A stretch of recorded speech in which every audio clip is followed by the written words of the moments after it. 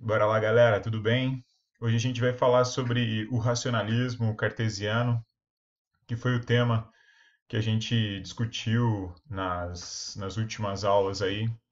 O Descartes, ele é considerado o primeiro pensador da modernidade. Ele tem múltiplas contribuições quando a gente fala da produção filosófica e também da matemática, como vocês já devem ter aprendido aí, o chamado plano cartesiano. Então, ele orbita essas duas áreas do conhecimento, filosofia e também a matemática. Vocês podem ver aí a data de nascimento dele, século XVI, e as suas duas principais obras que eu vou utilizar para a gente trocar algumas ideias hoje. A primeira chama-se Discurso do Método, é um livro que ele escreve especificamente para poder explicar essa preocupação dele em criar um método que seja capaz de organizar a produção de conhecimento científico. E a segunda obra que aparece aí, Meditações Metafísicas, é uma obra muito mais filosófica que vai promover o entendimento desse código cartesiano, desse racionalismo, que é o intuito da aula de hoje para facilitar o entendimento dos slides que eu enviei para vocês, ok?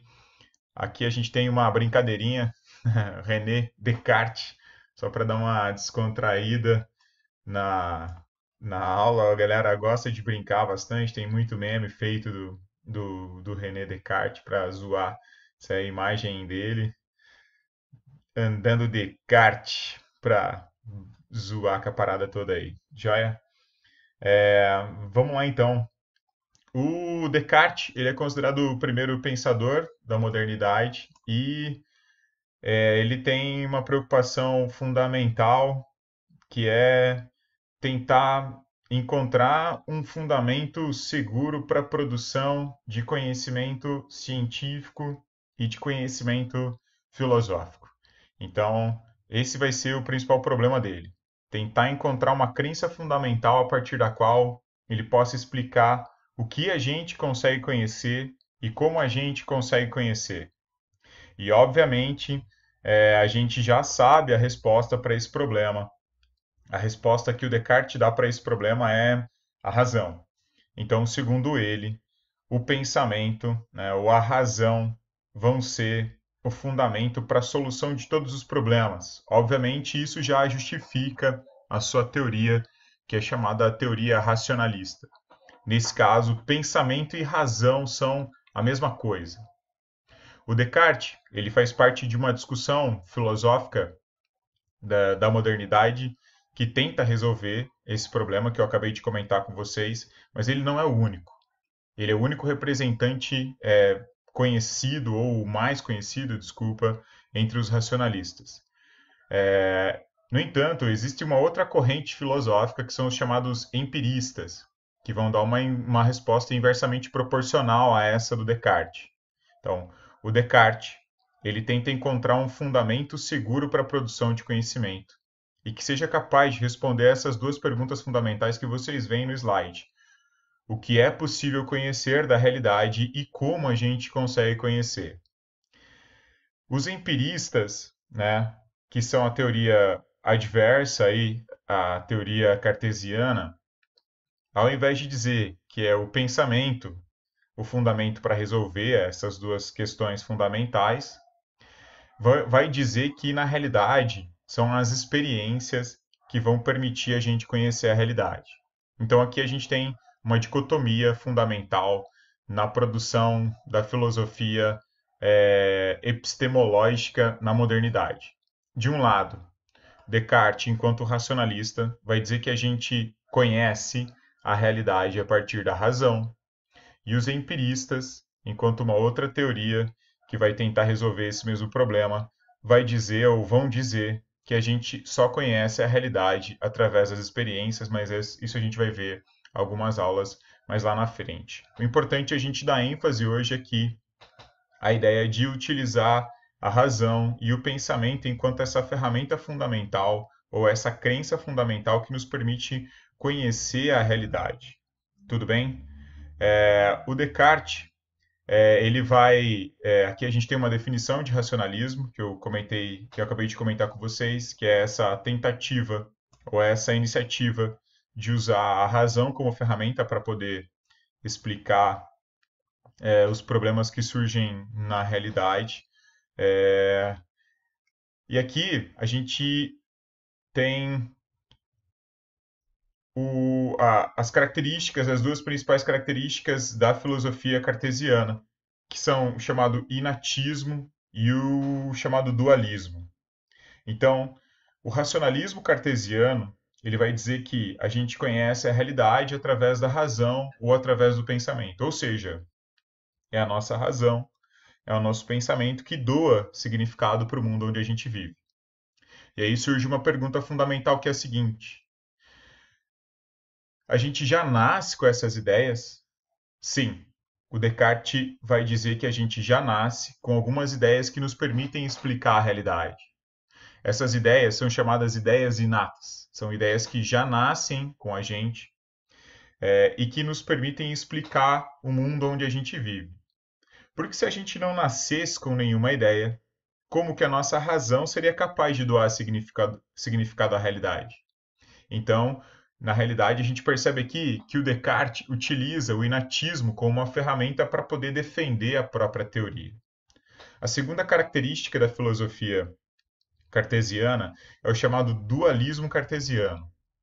Para o Descartes, mente e corpo são duas substâncias completamente diferentes e são separadas, por isso dualismo. Aqui a gente tem uma definição em latim que eu coloquei aí, res cogitans. Res significa coisa, cogitans significa pensante. E res extensa, que é coisa extensa ou coisa material. Então vamos imaginar aqui, por exemplo, as questões do homem.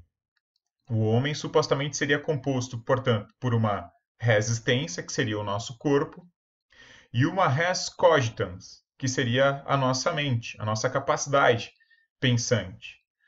São dois elementos distintos, dois elementos separados.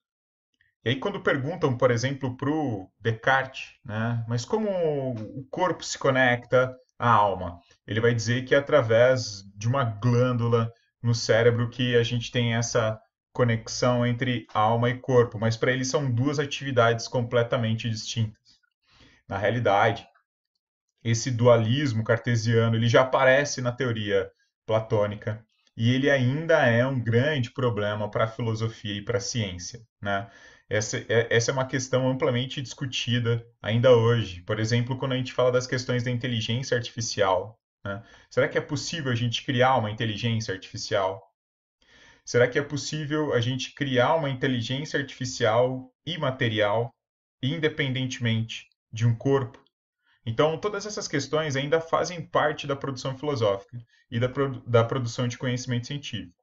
O Descartes inaugura, né, essa reflexão inaugura não.